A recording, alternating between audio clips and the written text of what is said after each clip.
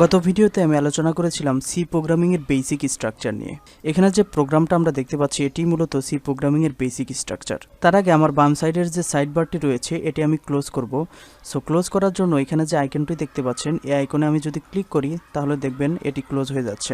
আবার যদি ক্লিক করি তাহলে দেখবেন এটি শো করছে। এর শর্টকাট হচ্ছে কন্ট্রোল বি প্রেস করলে একবার ক্লোজ হবে, আবার প্রেস করলে এটি শো করবে। সো আমি ক্লোজ করে নিচ্ছি। এবার আসি ফার্স্ট লাইনে। এখানে আমরা দেখতে পাচ্ছি #include_stdio.h। আমরা আপাতত এই লাইনটি স্কিপ করছি, কারণ এই লাইনটি বোঝার আগে আমাদের নিচের এই কোডগুলো বুঝতে হবে। 2 নম্বর লাইনে আমরা দেখতে পাচ্ছি মেইন এবং তার সাথে ফার্স্ট ব্র্যাকেট। প্রোগ্রামিংয়ের ভাষায় ফার্স্ট ব্র্যাকেটকে বলা হয় প্যারেনথিসিস।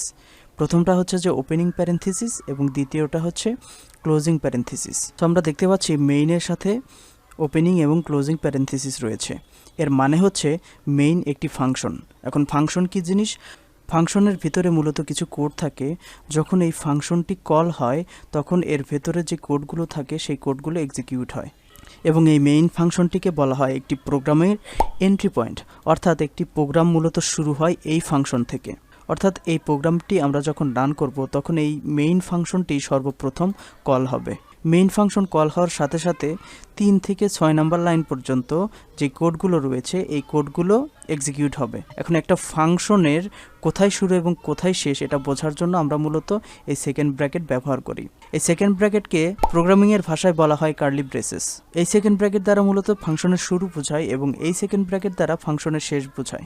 এবং এই 2 সেকেন্ড ব্র্যাকেটের মাঝখানে যে কোডগুলো থাকে এগুলোকে বলা হয় ব্লক অফ কোড। সো এখানে তাহলে 4 নম্বর লাইন এবং 5 নম্বর লাইনটা হচ্ছে মেইন ফাংশনের একটি ব্লক অফ কোড। তাহলে আমরা বুঝতে পারলাম যখন কোনো ফাংশনকে কল করা হয় তখন তার ভেতরের ব্লক অফ কোড বা ওর ভেতরের যে কোডগুলো থাকে সেই কোডগুলো এক্সিকিউট হয়। এটি মূলত ফাংশনের আইডিয়া বা কনসেপ্ট। আর যেহেতু কোড রান হওয়ার সাথে সাথে সর্বপ্রথম মেইন ফাংশনটি কল হয়, তার মানে হচ্ছে যে আমাদের মেইন ফাংশনের ভিতরে যে কোডগুলো থাকবে সেই কোডগুলোই কিন্তু এক্সিকিউট হওয়া শুরু হবে। সি প্রোগ্রামের ভিতরে একটি এবং কেবলমাত্র একটি মেইন ফাংশন থাকবে। একটা প্রোগ্রামে একটার বেশি মেইন ফাংশন থাকতে পারবে না। এবার আসি 4 নম্বর লাইনে। 4 নম্বর লাইনে আমরা দেখতে পাচ্ছি প্রিন্টএফ। প্রিন্টএফের পরেও কিন্তু আমরা দেখতে পাচ্ছি যে এখানে আমাদের ওপেনিং এবং ক্লোজিং প্যারেনথিসিস রয়েছে। তার মানে হচ্ছে যে এই প্রিন্টএফও একটা ফাংশন। প্রতিটি ফাংশন একটি স্পেশাল কাজের জন্য তৈরি করা হয়। ঠিক তেমনি প্রিন্টএফ ফাংশনও একটি স্পেশাল কাজের জন্য তৈরি করা হয়েছে। প্রিন্টএফের কাজ হচ্ছে যে প্রিন্টএফের ভেতরে এই যে ডাবল কোটেশন রয়েছে এর ভেতরে যেটা লিখবে সেটাই ও প্রিন্ট করে দেখাবে। এটাই হচ্ছে যে প্রিন্টএফের কাজ। ফাংশন নিয়ে পরবর্তীতে আমরা আরও ডিটেলসে আলোচনা করব। সো এখন শুধু এটুকু জেনে নিন যে ফাংশনের ভেতরে আমরা জানি যে কিছু কোড থাকে এবং সেই কোডের দ্বারা স্পেশাল একটা কাজ করা হয়। এটি হচ্ছে যে ফাংশনের মূল বিষয়। সো মেইন ফাংশনের ভিতরে আমরা এই দুটি লাইনের শেষে দেখতে পাচ্ছি যে আমরা সেমিকলন ব্যবহার করেছি। আমরা যখন কোনো লাইনের শেষে এরকম সেমিকলন দেখব তার মানে হচ্ছে যে এগুলো এক একটা স্টেটমেন্ট এবং প্রতিটা স্টেটমেন্ট শেষ হয় সেমিকলন দিয়ে। এই প্রতিটা স্টেটমেন্ট হচ্ছে যে এক একটা ইনস্ট্রাকশন বা নির্দেশনা। অর্থাৎ এই লাইনগুলো দ্বারা আমরা কম্পিউটারকে নির্দেশ করি যে তুমি এই কাজটা করো। যেমন এই প্রিন্টএফ দ্বারা আমরা কম্পিউটারকে নির্দেশ করছি যে তুমি টার্মিনাল বা কনসোলে এই প্রোগ্রামিং উইথ পিজে এই কথাটি শো করো। এটি হচ্ছে যে এই প্রিন্টএফের কাজ। এবার আসি রিটার্ন 0 কেন লিখলাম। প্রতিটি ফাংশন চাইলে কিছু রিটার্ন করতে পারে, আবার চাইলে কিছু নাও রিটার্ন করতে পারে। এখানে যেমন আমরা দেখতে পাচ্ছি যে এখান থেকে আমরা 0 রিটার্ন করেছি। অর্থাৎ এই মেইন ফাংশনটি যে কল করেছে তাকে আমরা এই 0 রিটার্ন পাঠাচ্ছি। এখন কেন 0 রিটার্ন পাঠাচ্ছি? কারণ হচ্ছে যে আমরা মেইনের সামনে আরেকটি স্পেশাল কিওয়ার্ড, আরেকটি স্পেশাল ওয়ার্ড দেখতে পাচ্ছি যেটা হচ্ছে যে ইন্ট। এই ইন্টটা মূলত হচ্ছে যে ইন্টিজার থেকে আসছে। ইন্টিজার মানে হচ্ছে যে পূর্ণ সংখ্যা। এখন পূর্ণ সংখ্যা দ্বারা কি বোঝাচ্ছে? পূর্ণ সংখ্যা মূলত 0, 1, 2, 3 আবার -1, -2, -3 এই সংখ্যাগুলোকে বোঝায়। পূর্ণ সংখ্যা, কোনো দশমিক সংখ্যা না।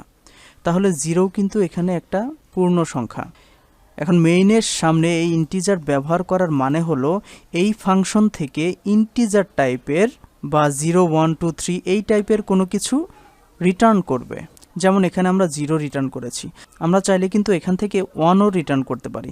যেমন আমি যদি 0-র জায়গায় 1 লিখে যদি প্রোগ্রামটা রান করি তাহলে কিন্তু আমরা দেখতে পারবো যে আমাদের প্রোগ্রামটা রান হচ্ছে। কিন্তু কেন আমরা 0ই ব্যবহার করছি? জিরো ব্যবহার করার এটা হচ্ছে যে একটা আইডিয়াল কনসেপ্ট, যে কোনো প্রোগ্রাম থেকে যখন আমরা জিরো রিটার্ন করি তার মানে হচ্ছে যে ওই প্রোগ্রামের ভিতরে কোনো ভুল নেই, কোনো এরর নেই। সো এই রিটার্ন টাইপ নিয়ে আমরা ডিটেলসে আলোচনা করব, এখন জাস্ট একটা কনসেপ্ট দিয়ে রাখলাম। তাহলে আমরা এখন পর্যন্ত কি শিখলাম একটু রিক্যাপ করি। প্রথম লাইনটা আমরা স্কিপ করেছি, দ্বিতীয় লাইন থেকে আমরা বোঝা শুরু করেছি। প্রথমেই রয়েছে ইন্ট। ইন্ট মানে আমি বলেছি যে এটা হচ্ছে যে একটা ফাংশনের রিটার্ন টাইপ, মানে একটা ফাংশন থেকে কি রিটার্ন যাবে সেটির টাইপ আমরা এখানে বলে দিই। মেইন হচ্ছে যে একটা ফাংশন, এবং এটাই হচ্ছে যে সি প্রোগ্রামিংয়ের একদম এন্ট্রি পয়েন্ট, যেখান থেকে আসলে কোড এক্সিকিউশন শুরু হয়।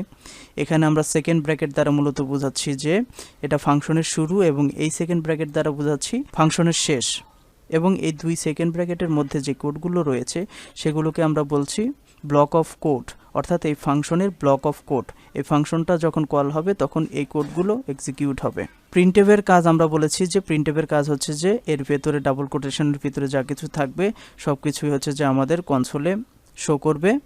এবং প্রিন্টএফও একটা ফাংশন, কারণ হচ্ছে যে আমরা জানি যে ফাংশন চেনার নিয়ম হচ্ছে যে কোনো ওয়ার্ডের শেষে এরকম ফার্স্ট ব্র্যাকেট বা ওপেনিং এবং ক্লোজিং প্যারেনথেসিস থাকবে। সেমিকলন দ্বারা বোঝানো হয়েছে যে এগুলো হচ্ছে যে এক একটা স্টেটমেন্ট, এবং এক একটা স্টেটমেন্ট হচ্ছে যে এক একটা নির্দেশনা। রিটার্ন জিরো আমি বলেছি যে এখান থেকে এই ফাংশন থেকে আমরা জিরো রিটার্ন করছি, বা যে কোনো ইন্টিজার এই ফাংশন থেকে আমি রিটার্ন করছি। আবার সেমিকলন তার মানে হচ্ছে যে স্টেটমেন্টের শেষ, প্রতিটি স্টেটমেন্ট শেষ হয় সেমিকলন দিয়ে। সো আশা করছি যে সি প্রোগ্রামিংয়ের যে বেসিক স্ট্রাকচারটা আমরা লিখেছিলাম এর প্রতিটি লাইন কোনটা কী কাজ করছে এগুলো বোঝাতে পেরেছি।